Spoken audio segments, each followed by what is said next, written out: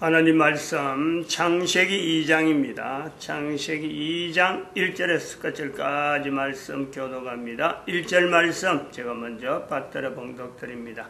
천지와 만물이 다 이루니라.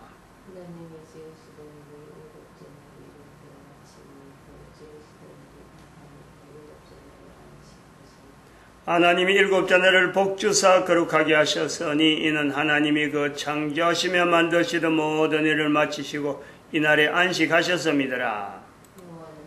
너희가 하나님의 성전인 것과 하나님의 성령이 너희 안에 거하시는 것을 알지 못하느냐.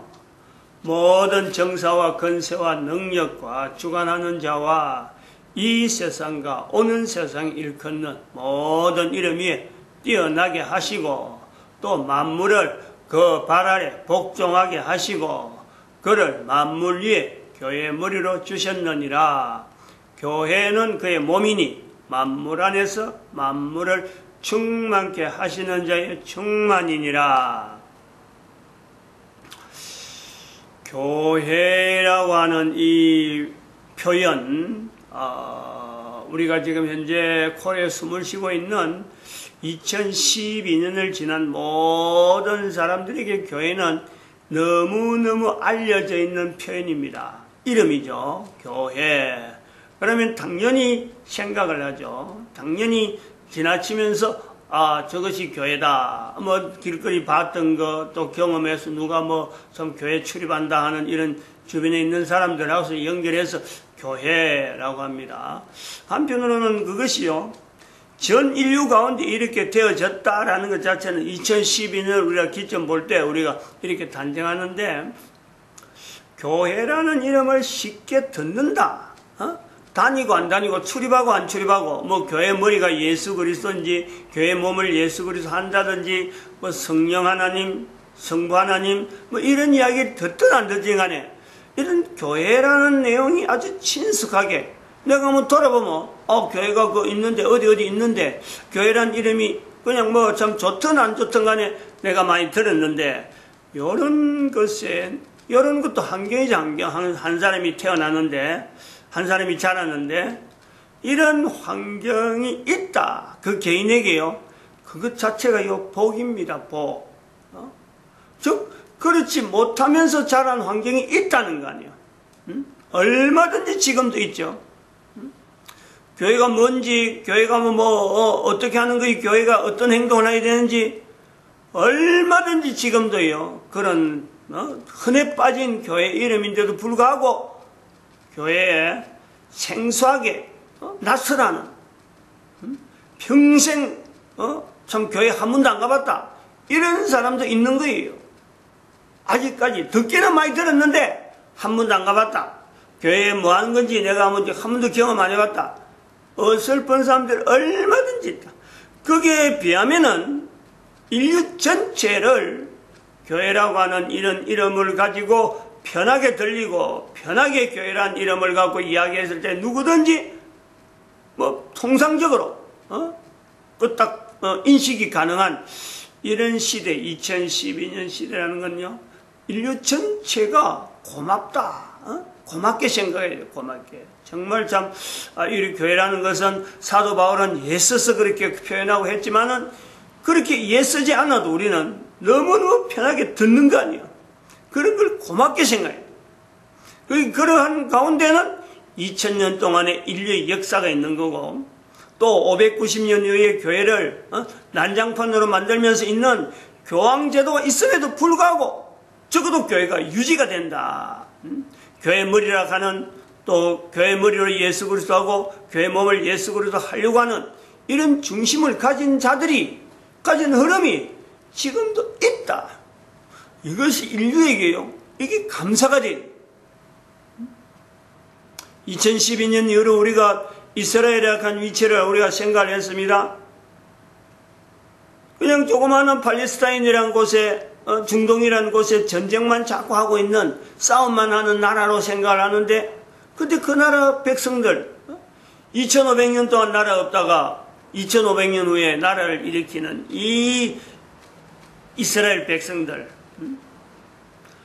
어느 나라 어느 국가 원수가 말이죠, 이스라엘에 약한 위치를 성경에 있는 구약과 신약에 있는 중요한 위치에 있는 그 이스라엘이 다시 세계사에 나타난 것은, 이것은 전 세계 모든 사람들에게 앞으로 인류가 어떻게 지내야 될지를 분명하게 나타내는 2012년 인류의 종말 선포되어지는 것과 버금가는 거기에 대한 분명한 어떤 연결되어지는 그런 국가가 있다, 국가다 하는 자세로 대통령이나 각 나라 어떤 정치가들이 중심적으로 모든 사람들이 그렇게만 할 수만 있으면 좋은데 그렇게 하는 사람이 없단 말이에요. 이런 가운데 교회에서 이스라엘을 위치를 다시 부각한다. 이 자세가 보통 일이 아니다.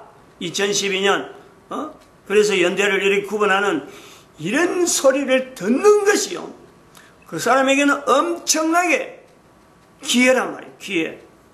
다른 사람들이 하도 안 하는데 같이 안 하는 것보다는 분명히 해야 될 일을 미리 듣고 미리 준비하고, 그것이 능력 아니에요. 남들이 준비 못하는 분명한 해야 될 일을 내가 미리 준비한다. 장차 많은 사람들을 옳은 대로 인도할 수 있는 능력이 그 사람들에게 분명히 배양이 된단 말이죠. 이런 것을 우리가 이런 내용을, 현재적인 내용을 이렇게 연결하면서 과거에 있는 내용과 앞으로 있을 내용에 현재적인 부분을 분명히 인식하면서 우리가 과거와 미래에 대한 내용을 예측하고 준비하고 나아가는 이런 일에 내가 사춘기 때부터 준비한다면은 그렇게 준비해야 되기 때문에 우리는 더 큰 사태에 대한 분명한 우리가 또 예측을, 인간이면서 인조인간과 코로 숨을 쉬면서 있는 인간의 이 구별을 해야 될 때가 온다는 거죠. 온다는 거예요. 뭐 인정하는 인정하지 않든 간 이거는요 분명히 오고 있다는 거예요. 그리고 오고 있다는 것은 또 한편으로는 코에 숨을 쉬고 있는 사람이 기계 인간에게, 제품 인간에게, 네오피림에게 점령당해서 기계에 의해서 움직일 수밖에 없는 삶의 패턴을 가질 수밖에 없는 인간의 환경이 올 수밖에 없다. 어쩌면 문명하는 입장에서는, 문명이고 뭔가 참 복지하는 이런 주장을 하는 입장에서는요, 그게 마치 천국을 내다보고 그게 마치 인간의 에덴 동산을 지향하는 것 같지만은요, 그 에덴 동산은 그런 네오피림에 의해서 에덴 동산이 점령당하는 것은 제2의 노아 시대가, 노아 홍수 시대가 반드시 예견되는 그런 현상들이 창세기 6장에 있는 네피림의 등장 자체를 우리가 분명히 내다보면서 노아 홍수가 있다.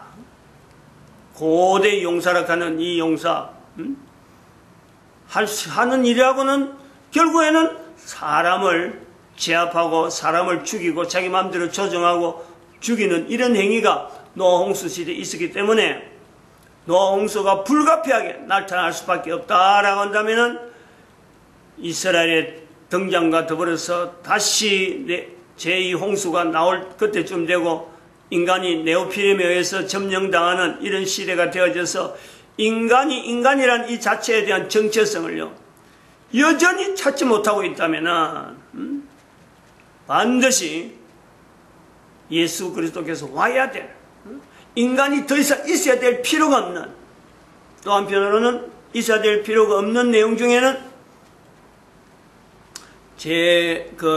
감마원에 있던 인간이 이 땅에서 완전히 감마2의 형태의 인간으로서 완전히 이제 다 나타났을 때에 인간의 숫자가 차츰차츰 줄어가는 그 정세를요 분명히 보는 거예요. 사람이 출생을 않는 거죠. 출생을.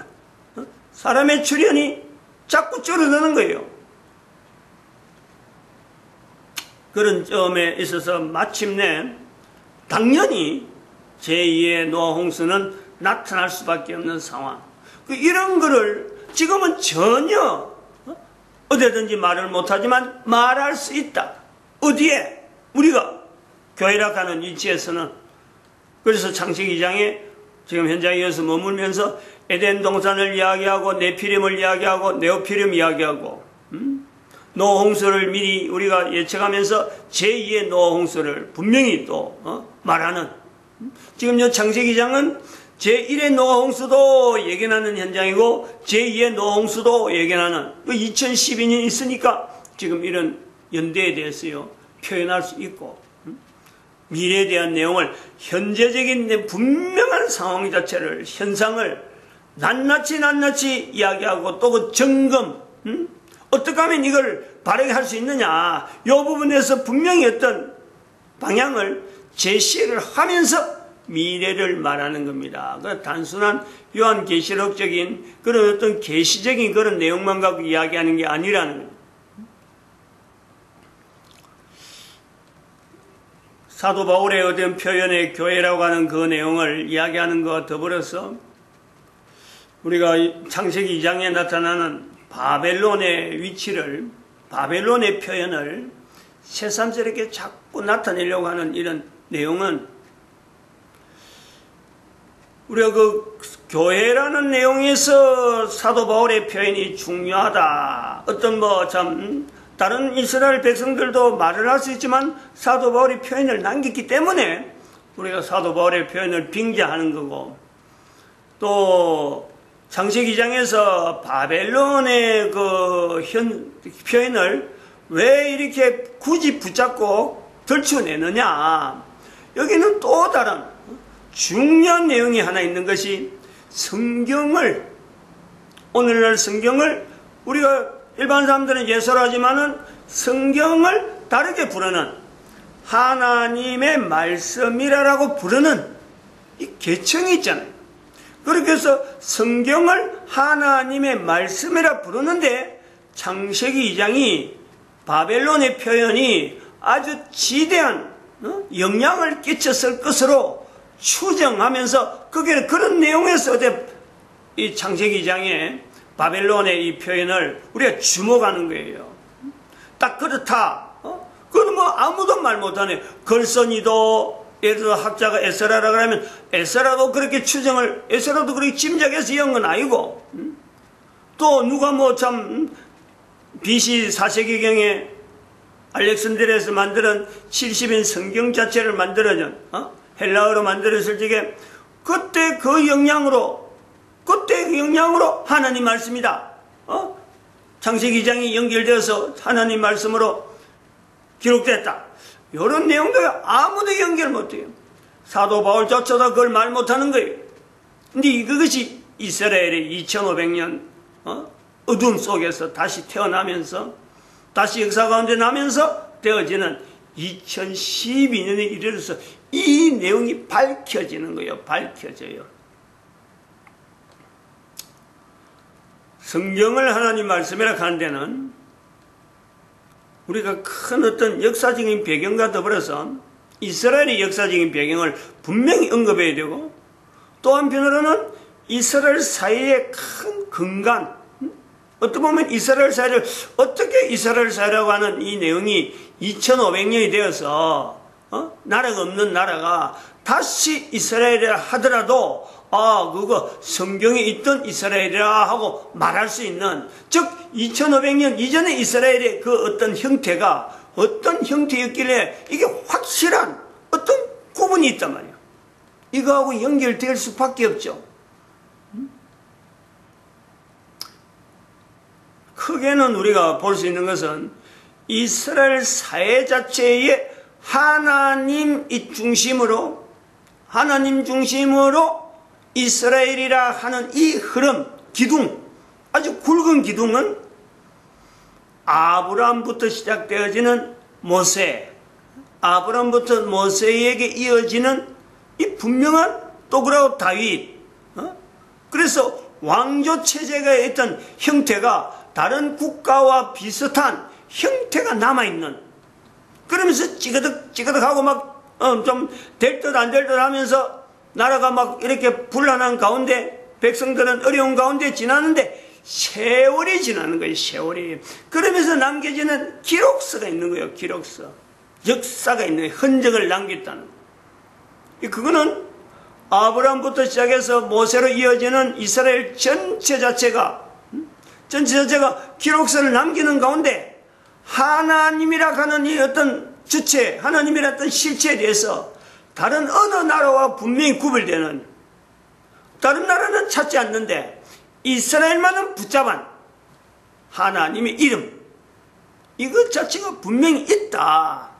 그것 자체에 대한 내용을 우리는 아브라함을 중심해서 모세와 그리고 그 남았던 흔적들, 그리고 왕조 체제로 넘어가면서 남아있던 여러 가지 기록물을 보면서 그 중심에 하나님에 대한 태도를 개인은 개인대로, 국가는 국가대로 어떤 자세로 가지고 국가 정체를 하더라도, 정책을 나누고 하더라도 하나님과 관계를 두고 항상 고민하고 의논하던 그 어떤 흐름을 우리는 성경에서 보고, 이스라엘이 다른 나라하고 비슷하게 흩어졌으면은, 이스라엘이 흩어지면 아무도 몰라요. 근데 성경의 기록으로 남아있으니까 다른 나라하고 차별되어지는 이스라엘만의 독특한 어떤 사회 형태가 아브라함부터 구별되어지고 모세로 있던 여러 가지 흔적하고 연결되어져서 다른 나라와는 다르게 하나님을 신앙한다. 그 신앙이라는 표현을 갖다가 엮는 거죠. 그 나중에 사람들이 연결하는 거예요. 하나님을 신앙한다. 그러므로 지금 예수님 오시고 나서부터 2012년 할 때 이때 이제 지금이라고 하는 거예요. 2012년 이전에 있는 교회라고 하는 곳에서 나타낼 때, 설명할 때 이스라엘의 신앙이 이래한데 우리의 신앙이 여기에 비교해서 바르냐 안 바르냐 이런 비교를 하는 거죠. 그게 기본 기초를 두고 있으면서 예수님 오시고 나서 예수님을 신앙하는 사람, 이스라엘이 하나님을 신앙하는 내용하고 이걸 같이 버무린 거예요. 그러면서 전 인류 가운데 성경이 하나님의 말씀이다 하는 이 내용과 더불어서, 성경과 더불어서 성경에 있는 내용에 근거를 하다 보니까 성경 자체의 권위를 인정해야 되니까 자연히 이스라엘이 하나님 말씀이라 하는 그 성경을 연결하는 그 내용에 마치 예수님 오시고 난 뒤에 일반 나라에서도 그렇게 연결하는 이런 형태가 있단 말이에요. 받아들이는 거예요. 이스라엘의 행적을 지금부터 2000년 전에 있었던 그 이후에 모든 교회들이 받아들이는 거예요. 이 통일성이 있다는. 사도 바울은 교회에 대해서 이야기하고, 그리고 그 이후에 있던 모든 사람들은 이스라엘 백성들의 그 행적을 통해서 이스라엘 백성들이 나타냈던 기록되어 있는 여러 가지 내용을 보면서 이스라엘의 신앙이라 하는 내용에 접근하려고 하던 이런 인류사의 흐름이 있는 거예요.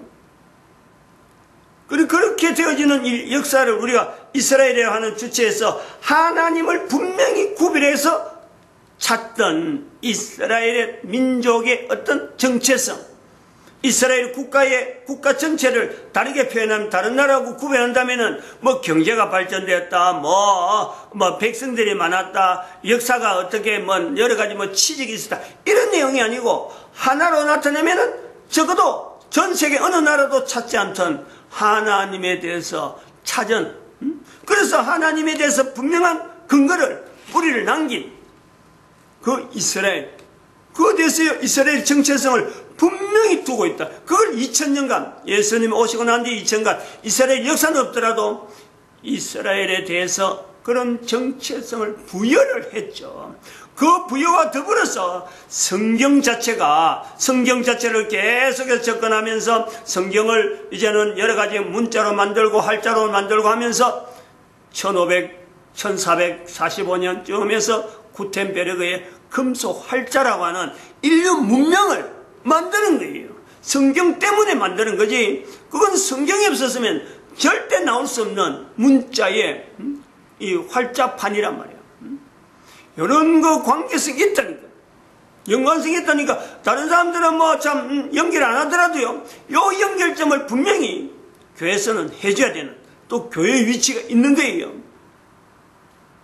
이스라엘이 이러한 정체성을 나타낼 때에 또 하나는 그 역사성 속에서 하나님에 대해서 고민하던 그들이 도대체 뭘 갖고 그들이 그러면 하나님에 대해서 그 사회가 유지가 되어 갔느냐. 그럴 때는요, 꾸준하게 나타났던 내용은 하나님 말씀 자체보다도, 하나님 말씀 자체를 이렇게 그 성경을 자체를 부각하는 보다도 성전 중심이 우선이었죠. 실제적인, 현재적인 하나님에 대해서 이거 중심은 분명히 정치에 나타나는데, 이걸 전혀 뭐 이념적이나 안 그러면 뭐 누가 유언을 해서 가정에서 넘어가는 어떤 여러 가지 유언이나 가풍에서 하나님에 대한 내용이 형성된 것이 아니고, 유지된 것이 아니고, 1000년 단위로 2000년 단위로 넘어가는 이 엄청난 세월 속에 하나님을 유지하는 데는, 하나님을 신앙하는 데 유지하는 데는요, 성전 중심이 있단 말이에요. 성전 중심. 그래서 성전을, 예루살렘 성전을 모아가는 그 과정, 처음에는 하나님 이름을 아무데나 부르다가 예루살렘 성전을 향해서 집중하는 그 가운데 다른 성전을 전부 다 허물어 버리고 그런 것을 전부 다 우상 섬기는 곳이다 하는 이 사회적인 변혁이 여러 있는 거예요. 솔로몬에 의해서 다윗이 참 성전 짓겠다 하는 그 마음이 있었는데, 그것이 아들한테 넘어가면서 솔로몬이 지은 성전 전체가 다 인위적이잖아요. 전부 다 인간이 지었는데, 그것이 세월이 지나면서 하나님을 신앙하던 이스라엘 백성들의 정체성에서 성전 중심을 하면서 유일한 하나의 성전을 인정하는 그 이스라엘의 흐름이 있다. 사회적인 흐름. 무시 못하는 내용이에요. 그때까지만 해도 이 솔로몬 성전이 왕성할 때는 그것에 대해서 모든 백성들이 막 1년에 3차씩 예루살렘 올라가는 이런 내용이 될 때는요, 하나님의 말씀 자체는요, 사실은 기도 기울이지 않는 거예요. 안 들어도 되고 하나님 말씀이 부각될 이유가 없는 거예요. 이제 여기서 또 다른 하나의 패턴을 보는 것은, 이런 이스라엘 백성들에게 하나님의 말씀이 어떻게 형성되느냐. 중요한 것은 선지자의 역사죠. 선지자를 통해서 하나님은 계속해서 말씀하는 그 내용, 초기에는 단순하게 사회에 대해서 여러 가지 이런 것은 기존에 있는 어떤 기록된 성경 내용하고 새롭게 나타난 하나님 말씀이라는 선지자를 통해서 이스라엘 백성들에게 선지자의 위치가 알려지면서 부각되면서, 또한 선지자들이 남긴 그 말씀 자체에 대한 신뢰가 이스라엘 백성들이 가지고 있는 성전 중심으로 하는 그 중심하고 이게 맞아가는, 오버랩이 되어가는 이런 과정이 있는 거예요. 자리를, 선지자라고 불리는 사람들이 어떤 면에서는 자리를 잡아가는 시간이 필요했던 거예요. 들어갔던 거예요. 거의 다윗의 다윗의 나단 선지자라 하는, 성전이 아직 지어지지 않을 때부터 벌써 선지자라 하는 이 개념이 이스라엘 백성들 가운데 싹이 트면서, 솔로몬 성전이 왕성할 때도 선지자의 역사는 계속 선지자를 통해서 나타나는 계속 것을 되어 가다가, 결국 예레미야 시대 때 예루살렘 성전도 이스라엘도 다 멸망하더라도 예레미야 선지자라고 하는 그 위치를요, 아주 그 극단적으로 오버랩되는, 이전 성전이 사라지더라도 선지자라는 이 위치가 있으므로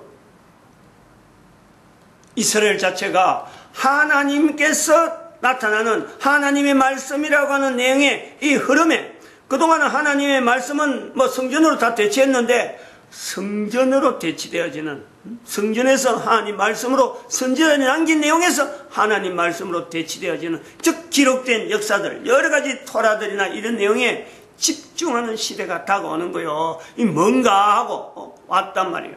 근데 결국 바벨론 포로되면서 예루살렘 성전에 대한 모든 내용은 사라지고,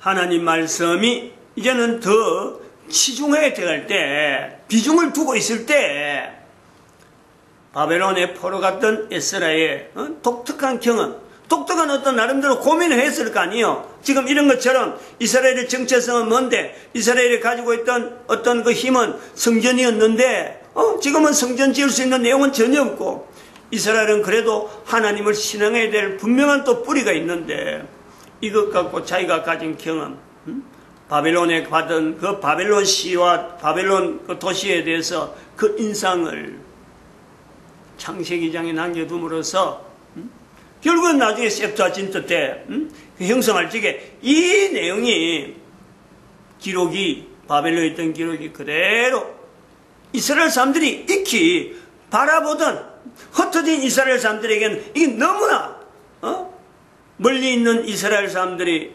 팔레스타인에서 멀리 떠난 이스라엘 백성들이 보기에는 너무너무 좋아한 그 표현이 이게 맞아가기 때문에 팔레스타인의 이 내용을 마치 동방의 에덴의 동산이라 하는 그 내용, 과거의 솔로몬의 행적이야 여러 가지를 다 거기다 버물러 가면서 이스라엘 사람들이, 즉 흩어진 이스라엘 사람들이 성경을 하나님 말씀으로 인정하기에는 창세기장은요 큰 힘이 되는 거예요. 그래서 이게 나타나는 강들이나 하는 이런 것은 에스라는 바벨론을 보고 한 거지만은 흩어진 이스라엘 백성들 볼 때는 동쪽이 자기들이 팔레스타인이기 때문에 이 창세기장을 보면서 위로를 받는, 다시 회복이라 하는 이 내용을 늘 염두에 둘 수 있는, 그래서 흩어진 이스라엘 백성들을 하나님 말씀이라고 하는 것에서 성경을 주목하게 하는 데는요 창세기 2장은 엄청나게 중요한 영향을 미쳤을 것으로 보는 거죠. 마칩니다. 기도드립니다. 할렐루야.